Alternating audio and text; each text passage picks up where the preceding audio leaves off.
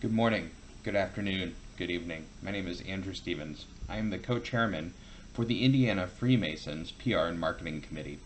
Today we're going to review the newly updated brand guidelines for the Grand Lodge of Indiana Free and Accepted Masons. This content has been adapted from the Scottish Rite Northern Masonic Jurisdiction's Not Just a Man campaign. What we will review today will be the use of the Indiana Grand Lodge seal and logo, the Indiana Public logo, the square and compass standalone logo, how to apply color and typography, in addition to how to lay out graphic elements in accordance to this guidebook.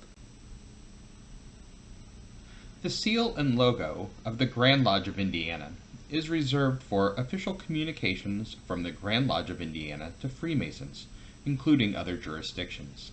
This logo should not be used in marketing collateral directed at non-Masons and usually should not come from individual lodges.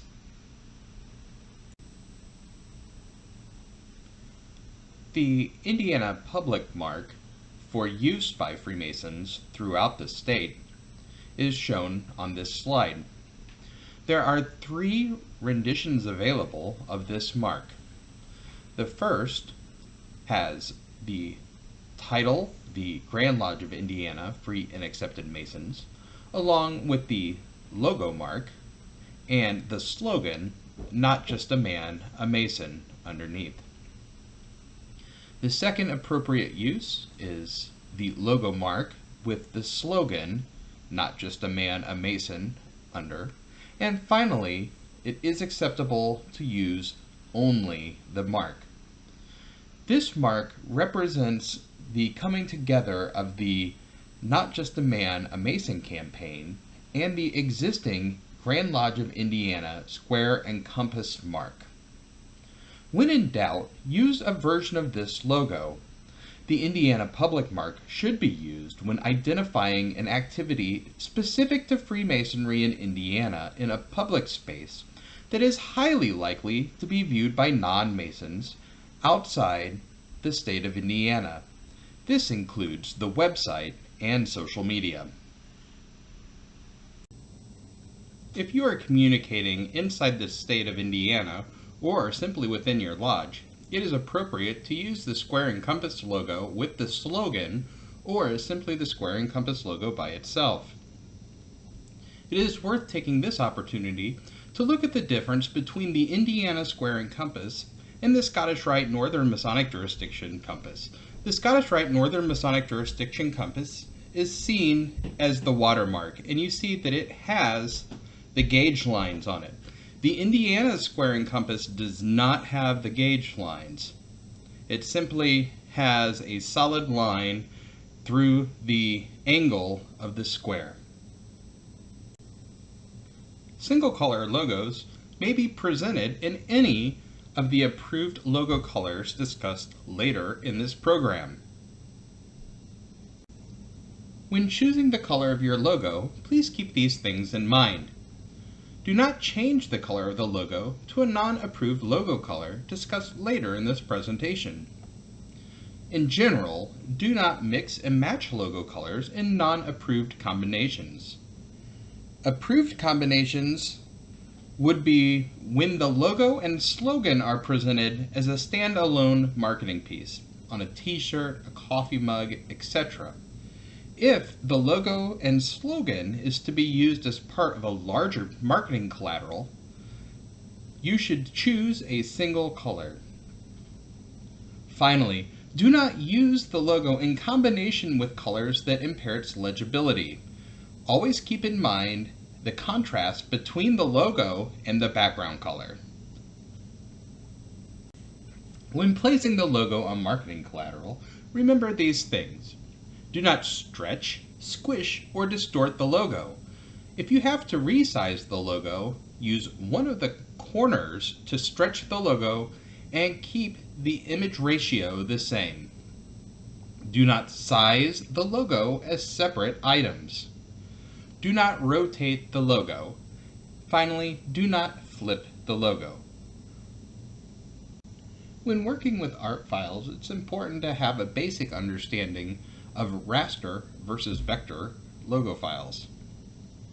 Raster images are the type of images that most of us are used to working with on a day-to-day basis. These are images that end with .jpg or .png, etc. While vector logos, vector files, are used in commercial art. These have file names ending in .ai or .eps. The difference between the two occurs in the ability of the graphic artist to stretch the image above what it was originally created at. If a graphic artist has a raster logo, like the one on the right, and stretches it larger than it was originally rendered, you will notice that it begins to get pixelated. Obviously, this is not what we want. When working in large formats, graphic artists must use the vector logos provided in the commercial file zip download. When building most marketing pieces that will be handed to a person, say an 8.5 by 11 handbill or a postcard, the raster logo is perfectly fine. The raster logos are totally at home in applications such as Microsoft Word, PowerPoint, and Publisher. Working with a vector logo requires special software and is usually used on large-scale documents such as a banner or a billboard. The Grand Lodge of Indiana has adopted the Scottish Rite Northern Masonic Jurisdiction's color palette for use with our marketing materials. In general, the primary color, Pantone 7659C, is reserved for use with the Grand Lodge, while Pantone 2118C is for use with lodges. Feel free to use any of the other secondary colors to help accentuate your marketing materials. In order to bring consistency to the type used throughout our marketing materials, please follow this guide for choosing which fonts to use in materials associated with Indiana Freemasonry. In some instances, it is appropriate to use the square and compass alone without the G in the middle. These are typically used as a watermark or another supporting element on campaign material and never should be used as a substitute for the principal logo mark. The final 3 slides are primarily for commercial graphic designers who need to understand what the preferred look and feel should be coming from their shops. It is important for graphic designers to understand how much white space, or in this example, clear space, is required in order to carry through the Scottish Rite Northern Masonic Jurisdiction look and feel into Indiana. But one thing to keep in mind is it is important to add the IndianaFreemasons.com URL to advertising material when you can. From the IndianaFreemasons.com website, a new person who is not aware of Freemasonry can begin their journey and get in contact with a lodge near them. On behalf of the entire Grand Lodge Marketing and PR Committee, I'd like to thank you for taking this time to learn about how to use our new logo mark. While we don't expect you to have it pixel perfect all the time, we hope that you try your best and that you feel free to ask us questions if you need to. It is one of our goals to begin providing the craft a template library so that you're not starting at ground zero each and every time you need to make a flyer or a brochure. Also, we are not the logo police. It is not our intention to go out and say, you did this wrong, you need to get rid of it.